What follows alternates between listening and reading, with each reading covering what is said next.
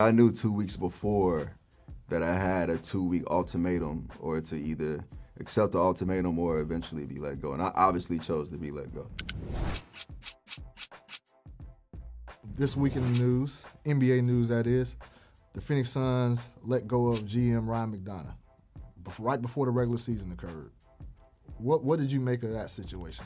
Kind of familiar territory. Being in the organization, and you know the beats of the Suns has been almost unpredictable for a while.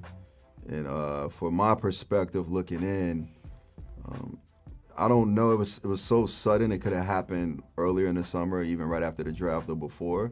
So I'm not sure what went on behind the scenes, but for me, it's a little bit different. And you brought up your situation. You were let go, I believe, 3 games into the season last year? Yeah, 3rd game in, but I knew 2 weeks before that I had a 2-week ultimatum, or to either accept the ultimatum or eventually be let go. And I obviously chose to be let go.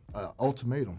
Ultimatum. I'm not going to get into the details, but I knew I had 2 weeks, and for me, I couldn't do it. It was bigger than basketball for me. Who was this ultimatum by? Obviously the Suns, by ownership. Okay. Is this something the team was aware of? I mean, it's no secrets in the NBA, like in the league. It's no secret, especially on the team. And, you know, things always creep into the locker room. That's why you see a lot of times when coaches or, teams are fluctuating, a lot of times it's never on the court. It's the locker room and kind of conversations of what goes on behind the scenes. I want to go back to Ryan McDonough for a minute. You can look at what happened and say, hey, it was justified. But I think people just have a problem with the timing. You and him worked together for a few years.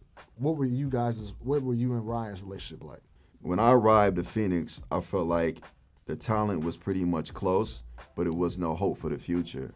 And that's when I kind of saw Devin Booker being that hope. And I was told at one point, going into Devin's second year, right before his second year, that there was a push by management, and I believe it was Ryan McDonough, to have Brandon Knight start over Devin Booker going into that second year. Is there any truth to that? It was some great debates, and it wasn't just Ryan McDonough. I had coaches on my staff who didn't believe it was time for Devin to take over the starting 2-guard role. I knew that when you build a program, the Brandon Knight and Eric Bledsoe backcourt can only take you so far, and it wasn't even to the playoffs. It's nothing against that combination, but you had to mix it up, and you had to build hope. And in the NBA, you have 3 years to build the mindset of a player. Within that 3 years, that player becomes who you tell him he's going to be. It's very important. So we didn't want him, in my mindset, we didn't want him to be a 6th man. We wanted him to be a starter. We knew he was going to have some problems defensively, but all young players do. KD was my teammate his rookie year in his second year, and I think he was last in the plus-minus. So we knew that was going to happen, but we knew the opportunity would give him a chance to create and visualize being the greatest player to ever play at that position, which is all players should want to be. Was there a time when everything came to head where they said we need to have Brandon Knight starting at the 2?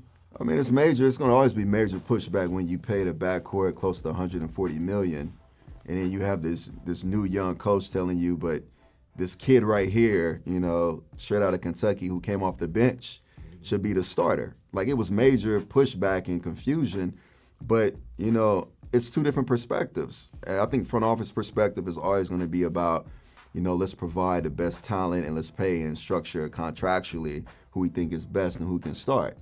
The coach's talent and perspective is the best player and what's going to build hope beyond you.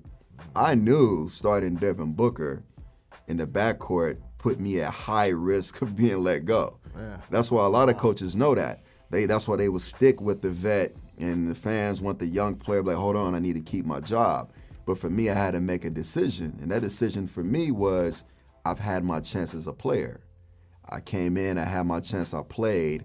Now I'm transitioning to the coach's side. I can't forget what it was like being a player. How do you get the balls to, well, first of all, how were you able to just stick by your stand and go there and trot out Devin Booker as a starter from day one? You don't play 13 years in the NBA and not have this stubbornness to you, right? You got to be stubborn to realize you belong. You got to be stubborn to realize no matter what, you're good enough to make a difference in the game. That's the NBA mentality. and my work ethic as a player never changed as a coach. So for me, I have this thing that I have to leave it better than the way I found it.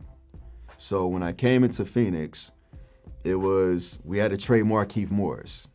We had to move. We had to do all these different moves, and it was like, where's the hope? You have players in their 6th year, 7th year, 8th year, and they are who they are. You have to give the fans hope. You have to give the program hope. You have to give the team hope, and you got to give your coaching staff hope.